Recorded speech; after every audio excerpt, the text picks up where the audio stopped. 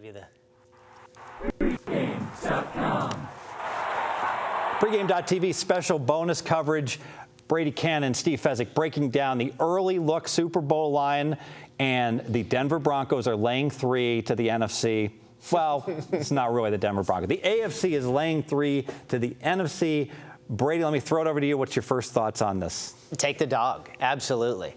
That has always been my feeling when that early Super Bowl line is released. Take the underdog, because I just feel there's some value there. You never know how it's going to shake down. You might as well take some points.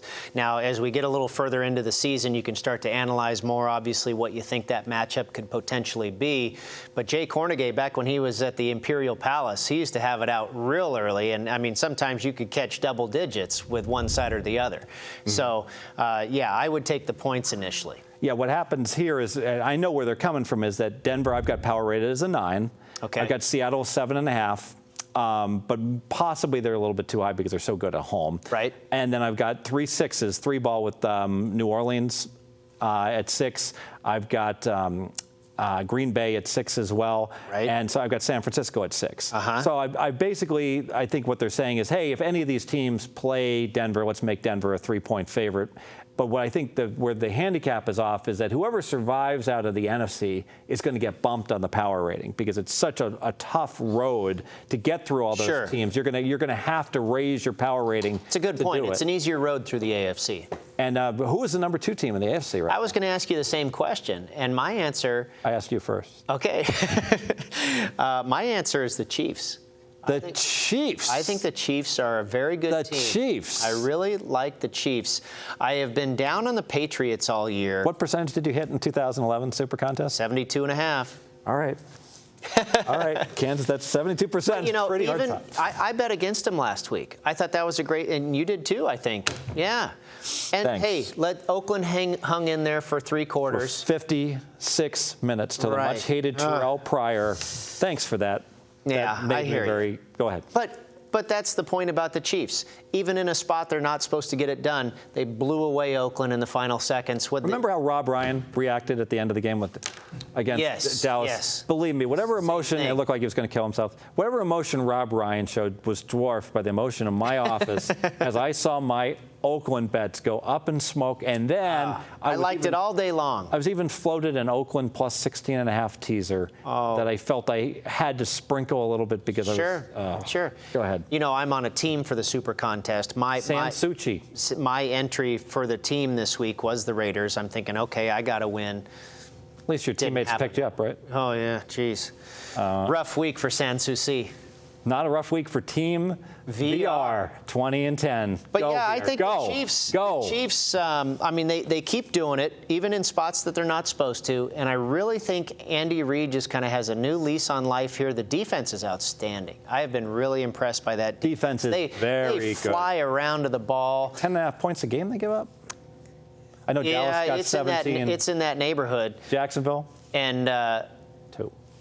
Yeah, exactly. 2. Right. And the guy, is it Houston? I can't think of his name, but I believe he's second in the league in sacks overall. I mean, he's a monster. I like this club. Very good. I know we got the Bengals coming out of the North right now, would probably be the highest power-rated team. Hard to... Let's face it. Not a bad team. Good defense. But not a powerhouse. Although that Bernard kid is great at running back. Fun to watch. Yes. And then in the South, now that the Texans are out of the way, I don't think we're going to put Indy. Basically, we got a completely wounded New England team. Yeah. We got a Kansas City team, but Kansas City went 2-14 last year. I refuse to believe a 2-14 team. The old worst to first theory happens in baseball, right? Yeah, in the divisions, and maybe a baseball. I don't know about baseball. Ask Brian Leonard about baseball, but I just know in football, 2-14 teams go 11-5. They don't go 13-3. Yeah. That's just too big of a jump. And 11-5 will get them the wild card, though. They're not going to win the division against Denver. And who wins Super Bowls lately? Wild card teams. That's true, but you still got to go. People got to go through Denver and get it done. But I'm thinking Denver. You see, they could win their playoff games unimpressively. And has Peyton, have we been able to see him win cold weather playoff games? I mean, let's face it, the one Super Bowl championship that he had, he basically, played the dome.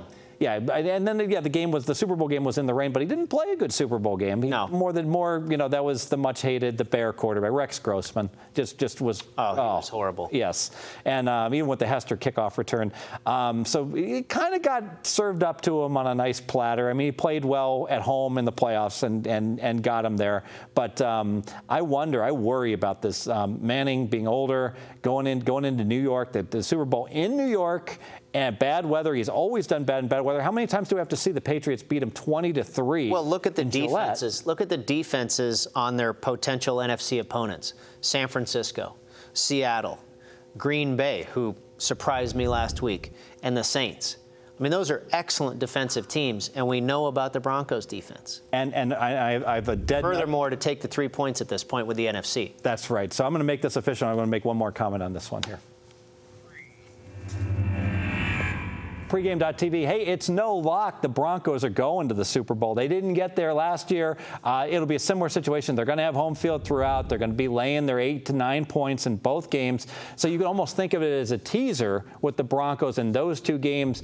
They may be 50-50 to go ahead and get to this championship game. If they get there, the line will be 3, and I'll like the NFC participant.